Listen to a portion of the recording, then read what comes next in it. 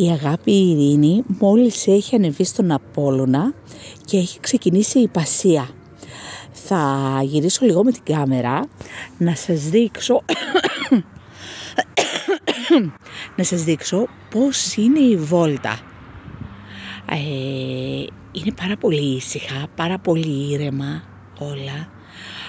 Είναι πάρα πολύ ωραία. Τα άλογα είναι υπέροχα εξημερωμένα. Τώρα θα δείτε την Αγάπη Ειρήνη πίσω μου να έρχεται. Είναι το κοριτσάκι ανεβασμένο επάνω. Είναι με την κοπέλα. Αν θέλει ο γονιός να είναι δίπλα, μπορεί να είναι δίπλα στο παιδί και να είναι εκείνη την ώρα να κάνει βόλτα μαζί με το παιδί. Υπάρχει αυτή η δυνατότητα. Όσο πιο μεγάλο το παιδί, υπάρχει δυνατότητα να κάνει και μόνο του την βόλτα. Εδώ με τον Απόλλωνα δεν θέλει να πάει βόλτα. Είναι υπέροχα.